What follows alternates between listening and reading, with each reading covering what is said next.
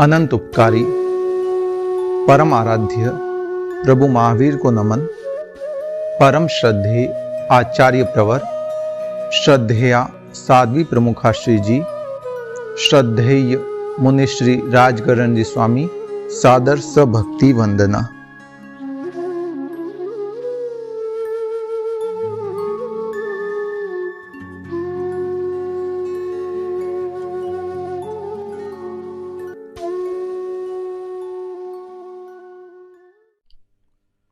जय जिनेन्द्र। कर्मवाद की श्रृंखला के अंतर्गत अगला क्रम, आयुष्य कर्म के बंधन के कारण। आयुष्य बंधन 4 प्रकार से होता है: नरक गति, तिर्यंच गति, मनुष्य गति, देव गति। तो नरक गति का आयुष्य बंधन जो होता है वह किन कारणों से होता है, मनुष्य गति का किन कारणों से होता है, तिर्यंच गति का किन कारणों से होता है, और देव गति का आयुष्य बंधन किन कारणों से होता है। बंधुओं, इस संसार में है एक ही ऐसी प्रजाति है जीवों की जिनका आयुष्य बंधन नहीं होता है, वो है केवली, चरम शरीरी, जो उसी भव में मोक्ष जाने वाले हैं। उनका आयुष्य बंधन नहीं होता है, बाकी जितने संसारी जीव है सबका आयुष्य बंधन होता है।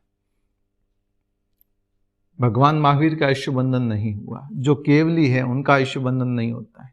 जो केवली बनने वाले हैं इसी जन्म में, उनका आयुष्य बंधन नहीं होता है। शेष सभी जीवों का आयुष्य बंधन होता है।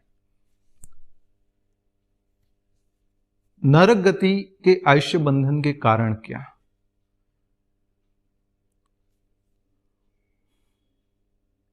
पहला कारण आता है पंचेंद्रिय वध, यानी जो पंचेंद्रिय जीव है उसका यदि हम घात कर रहे हैं और उस समय यदि आयुष्य बंधन हो गया तो हमें नरक में जाने से कोई नहीं रोक सकता। किसी कुत्ते को मार रहे हैं, किसी जानवर को मार रहे हैं, जो पंचेंद्रिय है उसकी अगर हम हिंसा कर रहे हैं और उस समय यदि आयुष्य बंधन हो गया तो नरकगामी बनने से हमें कोई नहीं रोक सकता। भले नाम के आगे हमारे पारिवारिक जन स्वर्गीय लगाएंगे, स्व. मगर स्वर्गीय लिखने से या नाम के आगे रखने से स्वर्ग नहीं मिलता है, हमारी क्रियाओं से मिलता है। हालांकि हम जैन हैं, हलुकर्मिता से ओतः प्रोत हैं, तो यह संभावना हमारे कम रहती है कि हम किसी पंचेंद्रिय जीव का घात करें, उसकी मृत्यु का कारण बने या उसको मारे। संभावना बहुत कम होती है, नहीं के बराबर है। इसीलिए यह बंधन हमारे इतना अपेक्षित नहीं होता है। दूसरा कारण आता है मांसाहार। जैनी होना अपने आप में इसलिए एक परम आह्लाद का विषय है कि किसी जीव की अगर कोई मार रहा है, कहीं पर कोई कसाई जीव को काट रहा है, टुकड़ों में क्षत विक्षत कर रहा है, हमारे रोंगटे खड़े हो जाएंगे, हमें पसीना आना शुरू हो जाएगा, आत्म प्रदेश प्रकंपित हो जाएंगे। कई तो ऐसे होंगे जो ये देखकर बेहोश ही हो जाए, रोना शुरू कर दे। इतनी पाप भीरुता होती है। वे स्वयं तो घात नहीं करते हैं, मगर कोई अगर कर रहा है तो वे देख भी नहीं सकते। उनकी हिम्मत नहीं होती है देखने की, उन जीवों को क्षत विक्षत करते हुए। ये होती है एक जैन धर्म में जन्मने का प्रबल योग, कि नैसर्गिक संस्कार के रूपों में हमें ये डीएनए से मिला हुआ एक अतीत के जन्म के संस्कारों के कारण जैन कुल में जन्मने से ही मिला हुआ है कि हमारे भीतर पाप भीरुता रहती है। हम किसी जीव की घात होते भी नहीं देख सकते। कोई किसी को मार रहा है, काट रहा है, टुकड़े टुकड़े कर रहा है, हम नहीं देख पाएंगे, हिम्मत ही नहीं हो पाएगी।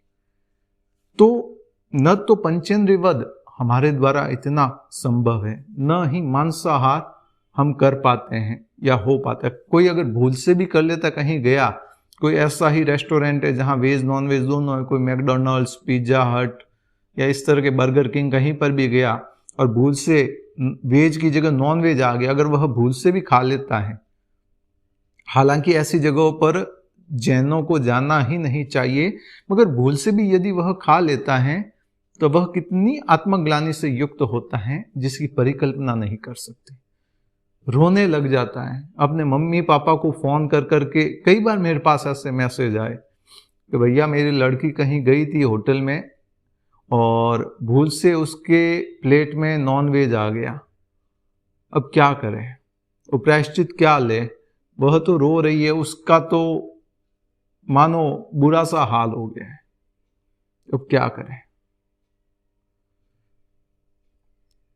खैर, ये होती है पाप भीरुता। हम न तो खा सकते हैं, न जीवों की घात कर सकते। ये दो कारण हमारे में मौजूद नहीं होते हैं। न तो पंचेंद्रिय वध हमारे द्वारा संभव हो पाता है, न मांसाहार हमारे द्वारा हो पाता है। यदि हम जैनी हैं, प्रभु महावीर के धर्म के मर्म को समझने वाले हैं, तो हमसे संभव ही नहीं है। मगर दिया तले अंधेरा भी होता है, तो कई लोग ऐसे भी हैं जो नॉनवेज भी खाते होंगे, क्योंकि उनकी परवरिश, उनकी जो पढ़ाई है वो उस माहौल में हुई है जहां ये आम बात है। जहां वे रहते हैं वहां नॉर्मल, अगर नहीं खाते तो उनको कहा जाता है कि तुम तो जानवर हो, बकरी हो, घास फूस खाने वाले हो। तो कई ऐसे खा भी लेते होंगे, मगर नहीं ज्यादा हैं खाने वाले बनिस्पत खाने वाले की। कोई 2-4% भी हो जाए तो बड़ी बात होगी, मैं ये भी ज्यादा कह रहा हूं। तो पंचेंद्रिय मांसाहार हम में पॉसिबल नहीं है, मगर महाआरंभ और महापरिग्रह तो हम में कूट कूट के भरा पड़ा है। ऐसा कौन सा व्यापारी होगा जो अपने व्यापार को और फैलाना नहीं चाहता है? जिसका सेल 100 करोड़ का है वह चाहता है 200 करोड़ कब होंगे, 200 करोड़ हो जाए तो 400 करोड़ कब होंगे, 400 हो जाए तो 600 करोड़ कब होंगे। मेरी हर एक सिटीज में, जैसे मैं फैब्रिक का काम है मेरे, तो किसी के फैब्रिक का काम है, वो क्या सोचेगा कि इरोड में भी मेरी ऑफिस होनी चाहिए, वहां ग्रे बनता है, भिवंडी भी होनी चाहिए, इचलकरंजी भी होनी चाहिए, मालेगांव भी होनी चाहिए, और जहां जहां बनारस भी होनी चाहिए, भागलपुर भी होनी चाहिए, हर जगह मेरी ऑफिस होनी चाहिए। कोलकाता मेरी ऑफिस होनी चाहिए, बॉम्बे मेरी ऑफिस होनी चाहिए, विदेशों में भी ऑफिस होनी चाहिए। अब वो चिंतन में है, और उस समय यदि आयुष्य बंधन हो गया, नरक में जाने से हमें कोई नहीं रोक सकता, क्योंकि हम महापरिग्रह की कामना में हैं। और पैसा मिल जाए और कर लो दुनिया मुट्ठी में। धीरूभाई अंबानी का स्लोगन है, कर लो दुनिया मुट्ठी में। वे कर पाए क्या? ट्राई तो किया था। ये महापरिग्रह की श्रेणी में आता है। धीरूभाई अंबानी के पास पैसे की कोई कमी नहीं थी। जो उन्होंने हॉस्पिटल निर्मित करवाया, उसी में उनका ट्रीटमेंट चला। लगभग 2 साल तक पैरालिसिस से, पिछले 45-47 दिन 45-47 डेज वे वेंटिलेटर पर रहे, और फिर आयुष्य पूर्ण हो गया। मीडिया वाले तो कहीं पहुंचे होंगे उनके अंतिम यात्रा में उसको कवर करने के लिए, मगर किसी ने 1 रुपया भी उनके साथ जाते हुए नहीं देखा होगा। कारें तो उनके पास कई होंगी, 50 कारें होंगी, मगर एक भी कार उनके साथ नहीं गई होगी। बैंक बैलेंस तो खूब होगा, मगर 1 रुपया भी ट्रांसफर नहीं हुआ होगा। प्रॉपर्टीज तो खूब होगी, मगर 1 रुपया भी नहीं गया होगा, एक प्रॉपर्टी भी उनके नाम ट्रांसफर नहीं हुई होगी। कर्म बंधन अवश्य हो जाता है, इसमें कोई संदेह नहीं है। पाप किसी का बाप नहीं है। यदि आप कितने भी धार्मिक क्यों न हो, प्रतिदिन आप 3-4 सामायिक साधु साधियों की सेवा में रत रहते हैं, प्रतिक्रमण दोनों समय का करते हैं, गोश्री आदि की व्यवस्था में तैयार रहते हैं, तत्पर रहते हैं, मगर जिस समय आयुष्य बंधन की संभावना हुई, और उस समय यदि आप कोई सांसारिक क्रिया में हैं, या ऐसा चिंतन कर रहे हैं कि मैं मेरी इतनी बड़ी फैक्ट्री बनाऊं, इसमें रोज का 2 लाख मीटर का, 3 लाख मीटर का, 5 लाख मीटर का प्रोडक्शन हो। एक शख्स से मैं मिला था, वो कहता है, नरेश जी मेरे पर डे का लूम्स का लगभग 1,80,000 मीटर का प्रोडक्शन है पर डे का। मेरी टारगेट है 2.5 लाख मीटर का प्रोडक्शन कब हो, मुझे वही करना है। 1,80,000 मीटर तो मेरा पर डे प्रोडक्शन हो ही रहा है माल का, मगर 2.5 लाख मीटर कब हो, मेरा वही टारगेट रहता है। बस वही सोच है मेरे, जल्दी से जल्दी 2.5 लाख मीटर प्रोडक्शन हो जाए। अब यही सोच में यदि रहे और आयुष्य बंधन हो जाए, कहां जाएगा जी? बंधुओं, बाप किसी का बाप नहीं है।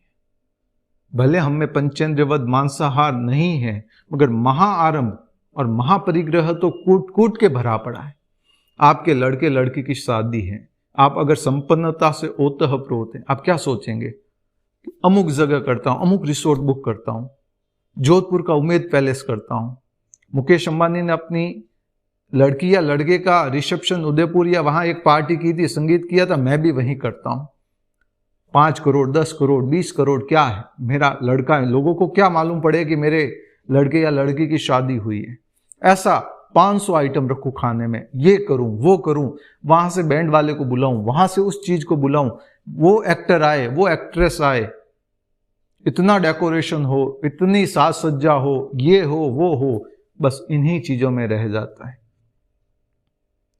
ये लालसा, आसक्ति उसके नरक गति, नाम कर्म के बंधन का कारण बन जाती है। हम पंचेंद्रियवध मांसाहार नहीं करते, इसमें कोई संशय नहीं है अधिकांशतया, मगर महाआरंभ और महापरिग्रह तो हमारे में है ही मौजूद। कौन ऐसा व्यक्ति होगा जो जिसका सेल इस साल 50 करोड़ का हुआ तो अगले साल 70 करोड़ या 80 करोड़ का नहीं करना चाहेगा? कौन चाहेगा कि मेरा सेल 50 to 40 करोड़ हो जाए, कम हो जाए? हर कोई बढ़ाना चाहता है। तो यही महाआरंभ है, महापरिग्रह है। बहुत बड़ी फैक्ट्री डाल दूं, ऐसा कर दूं, वैसा कर दूं, जिसमें भयंकर आरंभ हो रहा है। आज एक इधर वाटर जेट लूम्स चलते हैं, चाइना में तो शायद सुना है बैन है, अगर इंडिया में धड़ल्ले से चलते हैं। सूरत के नीचे पानी का रेशियो था पहले 70 फीट, 70 फीट नीचे जाने पर पानी मिल जाता था, आज लगभग 150-200 फीट तक चला गया है। कारण कि 48 लूम्स यदि चलते हैं वाटर जेट के, तो उसमें 1 लाख लीटर पानी यूज हो रहा है। ये महाआरंभ नहीं है तो क्या है? मिला कितना? धूपियन क्वालिटी। ये जो वाटर जेट के आइटम आते हैं, भीगे हुए कपड़े आते हैं सूरत में, जो ब्लाउज आदि लेस आदि में यूज होते हैं, ये कपड़े सारे इसमें बनते हैं, कई इसमें बोल्टिंग आदि कई फैब्रिक्स बनते हैं। तो जो भी वाटर जेट में आइटम बन रहा है, कितनी महाआरंभ की श्रेणी में चला जाता है, कितने प्रगाढ़तम कर्मों के बंधन का कारण बन जाता है। हम कर्ण जितने सुख के लिए मण जितने कर्मों को बांध रहे और टन जितने पापों को भोगने वाले हैं, इसमें कोई संशय नहीं है। यदि ऐसी परिस्थिति, हम उसका बखान कर रहे हैं कि मेरे इतने लूम्स चलते हैं, मेरा ऐसा चलता है, मेरा वैसा चलता है, और उस समय यदि आयुष्य बंधन हो गया, हमारी गति बिगड़ने से कोई नहीं रोक सकता है। बंधुओं, कोई कसाई है, प्रतिदिन 50 जानवरों को मारता होगा, काटता होगा, टुकड़े टुकड़े करता होगा, मगर जिस समय आयुष्य बंधन होना है, उस समय यदि वह धार्मिक प्रवृत्ति में है, अपने जिस भी धर्म को फॉलो करता है, उसकी देवगति का आयुष्य बंधन हो सकता है। हम धार्मिक प्रवृत्ति में रहते हैं ज्यादातर समय, मगर जिस समय आयुष्य बंधन की संभावना आई, उस समय यदि हम कोई गलत प्रवृत्ति में हैं, हमारे नरक का आयुष्य बंधन हो सकता है। इसका मतलब ये कदापि मत समझना कि जिसने कसाई ने जानवरों को मारा है उसका फल नहीं मिलेगा। एक भव सुधरा है, भवो भव नहीं सुधरे। हमारा एक भव बिगड़ेगा, भवो भव नहीं बिगड़ेंगे। खाली आयुष्य कर्म एक जीव का, एक जन्म का बनता है, जन्म जन्मांतरों का नहीं बनता है। एक भव भले हमारा बिगड़ सकता है, हमारी कोई असत करने के कारण, भवो भव बिगड़ने वाले नहीं है। इसीलिए कहा जाता है अन्ना 24 घंटे चौकन्ना, 24 घंटे चौकन्ने रहो, जागरूक रहो। कभी भी आयुष्य बंधन हो सकता है। कभी भी तीव्र क्रोध के भावों में नहीं रहना, तीव्र वैर के अनुबंधों में नहीं रहना। हिंसा का मतलब ये नहीं कि किसी को मार रहे हैं हम, अगर मन में भी सोचा उसको तो मरवा देता हूं, उसने मेरे साथ ऐसा किया, उसको तो छोड़ना नहीं है, ऐसा करना है, वैसा करना है, और उस समय आयुष्य बंधन हो गया तो भी नरकगामी बन जाओगे आप। मन में भी नहीं आना चाहिए। काया से करे ना करे 2 नंबर की बात है, अगर मन में और वचन पे भी आ गया, तुझे तो खत्म कर दूंगा, तेरे तो पूरे खानदान को खत्म कर दूंगा। और इस समय यदि आयुष्य बंधन हो गया तो नरक कोई नहीं लिखेगा, मगर नरक में जाने से भी कोई नहीं रोक सकता है। विनम्रता से निवेदन है, क्रूरता और वैर के अनुबंध वाले ऐसे शब्दों का प्रयोग कदापि न करें, कभी भी इन चिंतनों में भी न रहें। अगर उस समय आयुष्य बंधन हो गया, हमें तो मालूम नहीं पड़ेगा, मगर हमारा रास्ता उस तरफ का कॉन्सेप्ट क्लियर हो जाएगा। तो नरक में जाने के 4 कारण आते हैं: पंचेंद्रियवध, मांसाहार, महाआरंभ, महापरिग्रह। पैसा और मिल जाए, और मिल जाए, ये हो जाए, वो हो जाए, खाना मैं ऐसा करूं, मेरा घर इतना बड़ा बनाऊं, इतना बड़ा होम थिएटर हो, इतना बड़ा उसका हॉल हो, इतना कमरे बनाऊं, इस तरह का डेकोरेशन करूं। एक धर्म के मर्म को समझने वाले व्यक्ति का सुना था मैंने कि उन्होंने अपने घर का पीओपी 2-3 बार बदलवा दिया। आध्यात्मिकता से ओतप्रोत रहने वाले, वैराग्यता से ओतप्रोत रहने वाले, मगर सुना, देखा तो नहीं, सुना, अनुश्रुति कह रहा हूं कि उन्होंने अपने घर की जो पीओपी बनाई ना, 2 बार तो तुड़वा दी प्रवेश होने से पहले ही, नहीं ये जच नहीं रही है, और बनाई, तीसरी बार बनवाई। इतना हाई फाई डेकोरेशन किया उन्होंने, बस एक ही कारण था, धार्मिक क्रिया तो वे कर रहे थे मगर धर्म भीतर उतरा हुआ नहीं था। अदरवाइज इतना वो आसक्त नहीं होते, इतना वो मूर्छित नहीं होते, इतना उनको अट्रैक्शन नहीं होता। यदि ऐसी परिस्थिति में हमारा आयुष्य बंधन हो जाए ना, तो हम उसी फर्नीचर में, उसी पीओपी में एक जीव के रूप में उत्पन्न हो जाएंगे, जिप्सम के रूप में, ये भी एक पृथ्वी काय का अंग होता है, हम उसके रूप में उत्पन्न हो जाएंगे। फर्नीचर में आसक्ति रही तो कीड़ा बन जाएंगे, दीमक बन जाएंगे। जिस चीज में आसक्ति हुई, अरे क्या सोफा है मेरा, तो क्या लेदर है, भले महंगा पड़ा है मेरे को, 35 लाख का सोफा सेट है, मगर क्या सोफा है, बैठते ही लगता है अरे वाह। ये आसक्ति रही ना, तो जिस जीव की वो चमड़ी है, वो जीव आप बन जाओगे और आपके शरीर की चमड़ी उतार दी जाएगी। हम कर्म करने में स्वतंत्र हैं, भोगने में परतंत्र हैं। विनम्रता से निवेदन करता हूं, कर्म करने में जागरूकता रखें, जो भी क्रिया संसारी करें उसमें सजगता रहे, जागरूकता रहे, ताकि अनावश्यक कर्मों का बंधन न हो। तो नरक में जाने के 4 कारण: पंचेंद्रियवध, मांसाहार, महाआरंभ, महापरिग्रह। दूसरी गति आती है तिर्यंच गति। तिर्यंच गति में जाने के भी 4 कारण हैं: माया, गुड़ माया, असत्य वचन, झूठा तोलमाप। बंधुओं, ये स्पष्ट कर दूं, ये जो कारण बताए ना, 4 कारण, वे मनुष्य को केंद्रित करके बताए हुए हैं भगवान के द्वारा, न कि तिर्यंच आदि को। क्योंकि जो तिर्यंच जीव हैं, वे मरकर अगर तिर्यंच बनते हैं, शेर मरकर शेर बना, कुत्ता बना, गाय बना, भैंस बना, पृथ्वी काय में गया, तो वो कोई झूठा तोलमाप थोड़ी ना करने बैठे। उसके कौन से किराने की दुकान है या साड़ी की दुकान है कि कहेगा 8 किलो की क्वालिटी और देगा 7 किलो की क्वालिटी, कहेगा 24 कैरेट देगा 18 कैरेट, उसके तो कोई है नहीं दुकानें। तो ये जो 4 भेद किए हुए हैं, वो मनुष्य को ध्यान में रखकर, केंद्रित करके ही किए गए हैं, न कि तिर्यंच को ध्यान में रखते हुए। माया, माया किसे कहते हैं? इधर की उधर कर देना, भड़का देना, एक दूसरे को भिड़ा देना।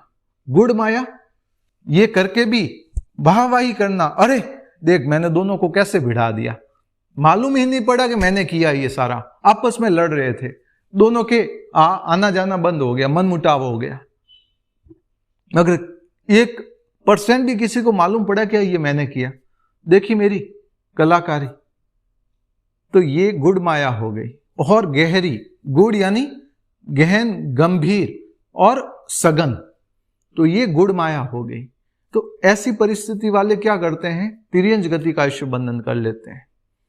तीसरा आता है असत्य वचन, जो झूठ ज्यादा बोलते हैं।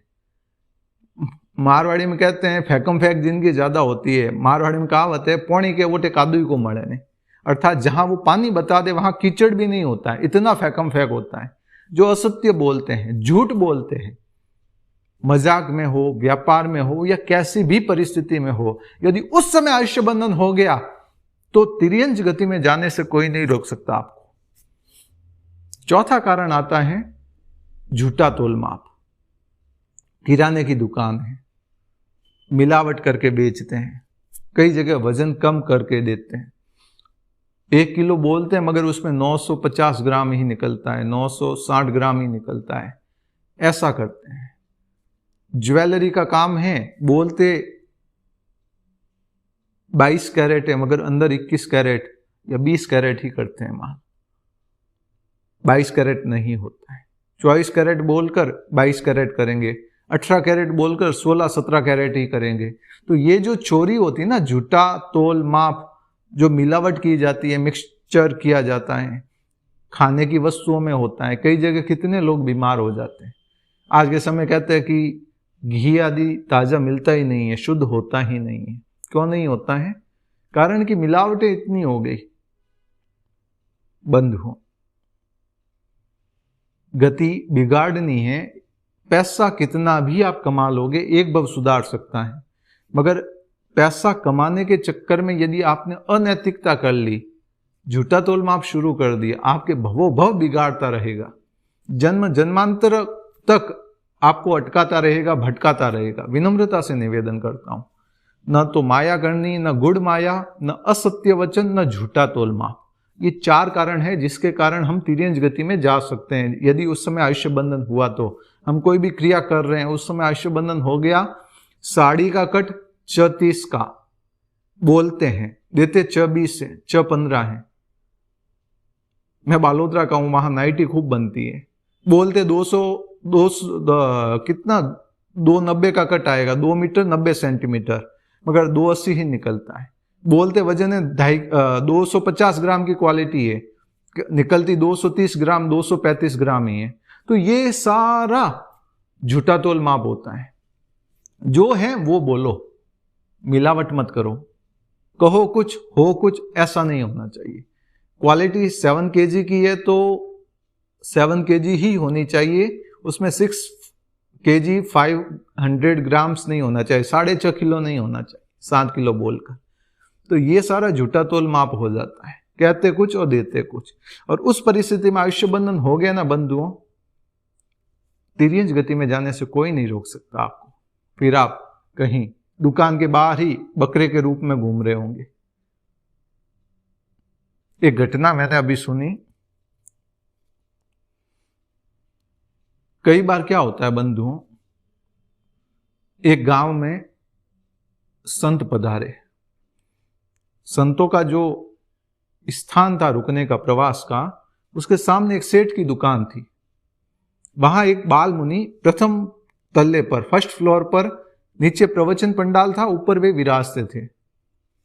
तो एक बाल मुनि वहां बालकनी में बैठे हुए देखते थे कि सामने जो सेठ था वह जैन था, उसके यहां एक बकरा आता, दुकान में घुसता, वह सेठ उस बकरे को भगा देता।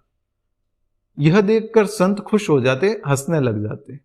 1 दिन हुआ, 2 दिन हुआ, हर दूसरे दिन वह बकरा आ जाता और वह सेठ की गादी के ऊपर जाके बैठ जाता। और संत ये देखते, हंसने लग जाते, और वह जो सेठ था उस दुकान का, वह उस बकरे को भगाना शुरू कर देता, मारना शुरू कर देता।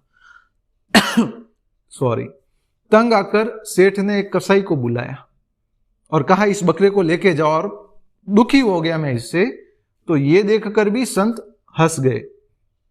ये हंसी देखकर वो सेठ तमतमा गया, गुस्से में आ गया, आक्रोश में आ गया कि ये कैसे संत है, मेरे ऊपर हंसते हैं। वह गया अंदर गुरु के पास, आचार्य के पास, और जाके निवेदन किया, ये संत जब भी ये बकरा मेरे दुकान में आता है, ये जो हंसने लग जाते हैं, खुश हो जाते हैं, प्रसन्न हो जाते हैं।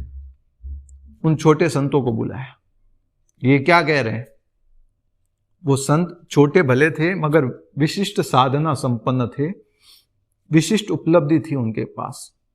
उन संतों ने कहा कि पूज्य प्रवर गुरुदेव, ये जो बकरा इनके दुकान में घुसता है ना, वो और कोई नहीं है, इनके ही पिताजी हैं, जो दुकान के प्रति आसक्त अधिक रहने के कारण, मूर्छित अधिक रहने के कारण, बस गादी के ऊपर बैठना है, मुझे तो ये कुर्सी पर बैठना है, ये आसक्ति होने के कारण वे मरकर, झूठा तोल माप किया, किराने की दुकान में झूठा तोल माप किया और मरकर वे तिर्यंच गति में चले गए। अब गादी का आकर्षण था और किराने की दुकान थी, तो वो घूम फिर कर अब यहां आकर इस गादी पर बैठने का उनका मन होता। ये सेठ जी इनको बकरा समझ के भगा देते।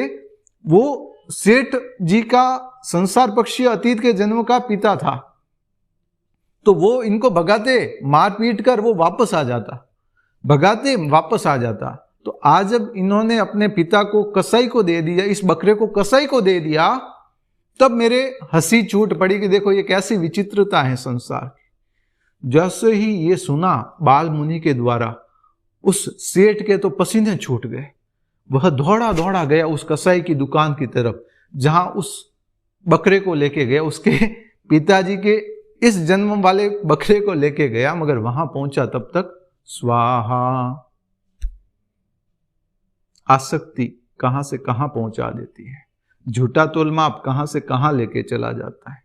तस्वीर तो लगी हुई होगी उस दुकान में भी, सेठ जी की बनाई हुई हाथ की पेंटिंग, नीचे लिखा हुआ होगा स्वर्गीय श्रीमान अमुक चंदी शाह, ये वो फलाना ढीकरा,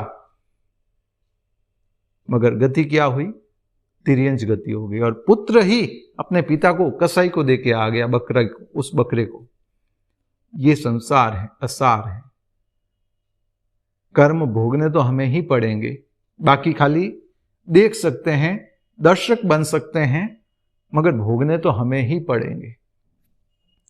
नरक गति 4 कारण, महाआरंभ, महापरिग्रह, पंचेंद्रियवद, मांसाहार। तिर्यंच गति 4 कारण, माया, गुड़ माया, असत्य वचन, झूठा तोलमाप। वैसे ही मनुष्य गति के बंधन के भी 4 कारण आते हैं। पहला कारण होता है सरलता। जो जीव सरल होता है, जैसा भीतर है वैसा बाहर है, उसके मनुष्य गति का बंधन हो सकता है। जो विनम्र होता है उसके मनुष्य गति का आयुष्य बंधन हो सकता है। विनम्रता होती, रेस्पेक्ट होती है, कृतज्ञता का भाव होता है, उपकारी के प्रति एक अहोभाव होता है, जिससे 2 शब्द भी सीखा उसका भी उपकार कभी नहीं भुलाता है, वह होता है विनम्र। सरलता, विनम्रता, ईर्ष्या, द्वेष से रहित होता है। ईर्ष्या भी नहीं होती उससे, द्वेष भी नहीं होता है, गुस्सा भी नहीं होता है, चिड़चिड़ापन भी नहीं होता है, किसी के साथ वैर के अनुबंध भी नहीं रहते उसके। ऐसा नहीं कि किसी ने कुछ कह दिया तो उसको गांठ बांध के रख दे कि इससे तो बदला लेके रहूंगा, ऐसी भावना नहीं होती। सरल परिणाम वाला होता है, प्रकृति का भद्र होता है, शांत होता है, कषाय उसके अल्प होते हैं, स्वल्प होते हैं। वही व्यक्ति मनुष्य गति का बंधन करता है। जिस समय आयुष्य बंधन हो रहा है उस समय यदि हमारे भीतर सरलता है, रिजुता है, हमारे भीतर कषाय शांत हैं, प्रशांत हैं, हमारे भीतर वैर ईर्ष्या के संस्कार नहीं हैं, क्रोध आवेश आवेग नहीं है, तो मनुष्य गति का बंधन हो सकता है। इसमें एक बात ध्यान देने योग्य बंधुओं कि यदि हम मनुष्य हैं तो मनुष्य गति का बंधन केवल मिथ्यात्व की दशा में कर सकते हैं। सम्यक्त्व की दशा में तो केवल वैमानिक देव गति का बंधन करते हैं हम मनुष्य। सम्यक्त्व यदि हम हैं तो हमारे केवल वैमानिक देव गति का बंधन होगा और किसी गति का बंधन नहीं होगा। और यदि हम मिथ्यात्व की दशा में तो चारों गति के द्वार खुले पड़े हमारे। इसीलिए 24 घंटे चौकन्ने रहना, धर्म के प्रति, प्रभु महावीर के प्रति, तीर्थंकर परमात्मा के प्रति सर्वात्मना समर्पण रखना, ये बहुत श्रेयस्कर है, जरूरी है। तो मनुष्य गति बंधन के भी 4 कारण आते हैं कि जो सरल होता है, विनम्र होता है, ईर्ष्या कषाय नहीं होता, प्रकृति का भद्र होता है, आवेश आवेग नहीं होते हैं, चंचलता चपलता नहीं होती है, इधर की उधर वगैरह कोई चीज उसमें दुर्भावना, ये कह सकते हैं कि उसके आचरण सत होते हैं, असत नहीं होते हैं। वह व्यक्ति मनुष्य गति का आयुष्य बंधन करता है। चौथी गति आती है देवगति। तो देवगति में जाने के भी 4 कारण होते हैं। उसमें पहला कारण आता है सराग संयम। सराग संयम, संयम का अर्थ हो गया साधु जीवन। सराग यानी राग सहित जो साधु साध्वी हैं, छद्मस अवस्था में, प्रमत अप्रमत अवस्था में चल रहे। वर्तमान में जैन धर्म में लगभग यहां पर 15,000 साधु साध्वी कहलाते हैं, 16,000 के करीबन होंगे। ऐसे संपूर्ण 2.5 द्वीप में जगन्य 2,000 करोड़ साधु होते हैं, उत्कृष्ट 9,000 करोड़ साधु हो सकते हैं। तो ये सारे जितने साधु साध्वी हैं और साधुत्व की दशा में यदि उनके आयुष्य कर्म का बंधन होता है, धार्मिक क्रिया करते हुए, आध्यात्मिक क्रिया करते हुए, साधु के वेश के रूप में, सम्यक्त्व की दशा के रूप में, तो उनके वैमानिक देवगति का आयुष्य बंधन होगा और कहीं का नहीं होगा। सराग संयम का अर्थ हो गया कि जो साधु राग सहित हैं, छद्मस अवस्था में हैं, जिनके राग अभी भी अवशेष हैं, द्वेष भी अवशेष हैं, 6ठे 7वें गुणस्थान की सिचुएशन में हैं, तो वो यदि अपना आयुष्य बंधन करेंगे तो उनका देवगति का आयुष्य बंधन होगा। देवगति में वही जाते हैं जो साधु जीवन को स्वीकार किए हुए, उस परिस्थिति में उनका आयुष्य बंधन हो जाए। दूसरा कारण आता है सराग। पहला तो है सराग संयम, दूसरा है संयमा संयम। संयमा संयम का अर्थ होता है कि जो श्रावक हैं, जिसके संयम भी हैं असंयम भी। जैसे हम श्रावक हैं, हम 24 घंटे धर्माराधना नहीं करते हैं, कर्माराधना हमारी अनवरत चल रही है, मगर जब अनुकूलता होती है हम संयम की साधना भी होती है, हम सामायिक करते हैं, एक दिवसीय त्याग करते हैं। मैं ऑडियो बनाता हूं, उसके अंदर एक दिवसीय त्याग होता है। यदि आप वह करते हैं तो भी आपका एक तरह से, यदि आप सम्यक भी हैं तो आपका श्रावकत्व पुष्ट हो जाएगा, संयमा संयमी कहलाओगे आप, एक दिवसीय त्याग भी करते हो तो।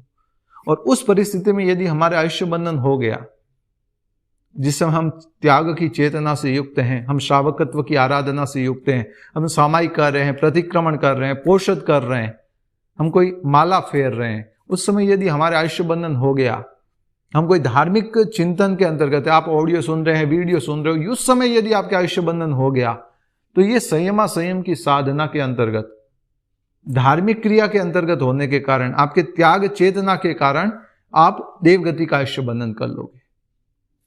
तीसरा कारण आता है अकाम निर्जरा। अकाम निर्जरा किसे कहते हैं?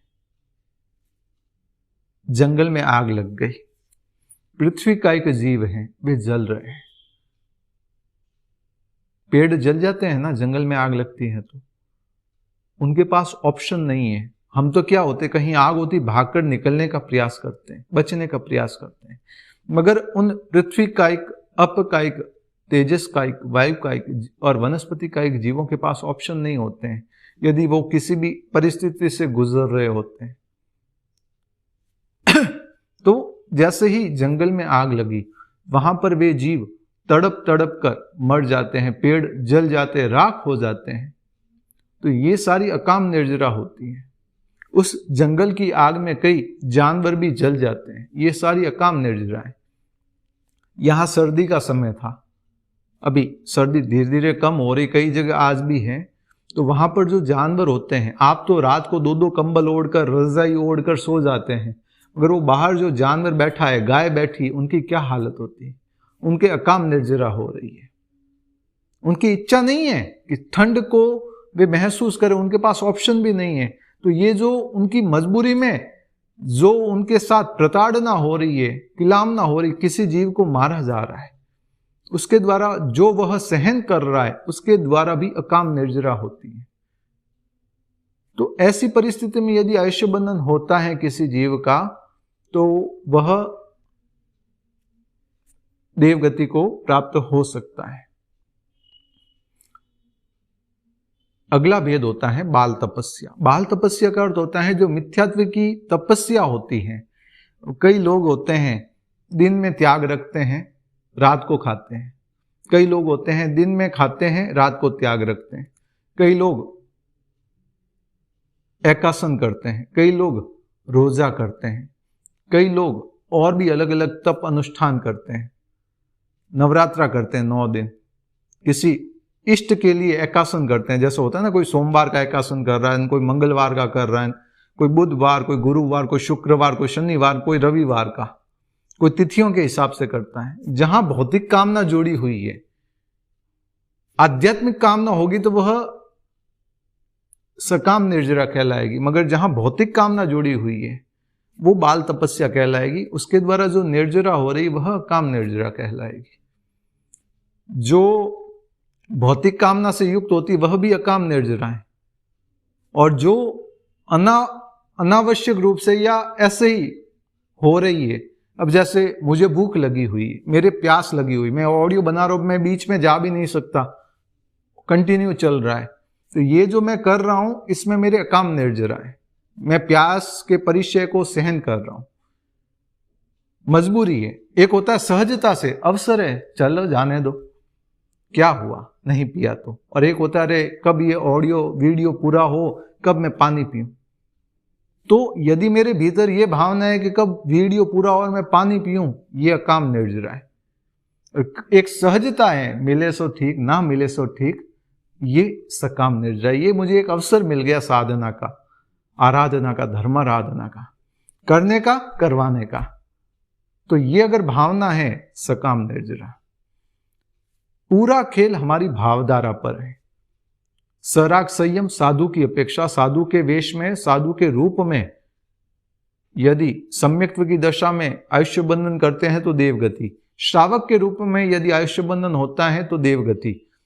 अकाम निर्जरा कारण से किसी जानवर को मारा जा रहा है, प्रताड़ित किया जा रहा है, और उसकी जो वहां पर किलामना हो रही है, वह जो सहन कर रहा है, उस परिस्थिति में आयुष्य बंधन हुआ तो उसका देवगति का हो सकता है। कई बार आपने देखा होगा ना, किसी का एक्सीडेंट हुआ, वो अंतिम समय तड़पता तड़पता वहीं मर जाता, और मरकर कहते हैं ना कि जहां एक्सीडेंट हुआ वहां भूत घूमते रहते हैं। वो क्या होते हैं? ये अकाम निर्जरा के द्वारा अंतिम समय आयुष्य बंधन हुआ, वह अपनी वेदना को सहन कर रहा था, प्रताड़ना को सहन कर रहा था, और मरकर वह एक व्यंतर जाति के रूप में, देव के रूप में उत्पन्न हो गया, और जहां उसका आयुष्य पूर्ण हुआ था वह वहीं घूमता रह जाता है। कई बार अपने इष्ट परिवार वालों को मिलने चला जाता है, घूमता रहता है बस इधर उधर, आगे पीछे, यहां वहां, कहीं पर भी। तो ऐसी संभावना है, निश्चय केवली गम्य है, मगर हो सकता है। बाल तपस्या, जो ये देवी देवताओं के लिए एकासन आदि होते हैं, कई लोग सिद्धि के लिए किसी देवी देवता की आराधना करते हैं। आपने कई पौराणिक कथाएं सुनी होगी, इतने साल तक एक पैर पर खड़े रहे, उनका अनुष्ठान किया, विघ्न आए, विपदा आई, आपदा आई, मगर ये विचलित नहीं हुए, देवता प्रसन्न हुए, उनको वरदान देते हैं। क्या वरदान चाहिए? तो ये जो भौतिक कामना के लिए तपस्या आदि होती हैं, कोई विशिष्ट सिद्धि प्राप्त करने के लिए, मुझे ये रिद्धि मिल जाए, सिद्धि मिल जाए, देव प्रसन्न हो जाए, इसके लिए जो साधना आदि की जाती है वो सारी बाल तपस्या है, करनी नहीं चाहिए। केवल और केवल कर्म निर्जरा के लिए, मोक्ष प्राप्ति के लिए, अपने मूल स्वरूप को प्राप्त होने के लिए साधना होनी चाहिए।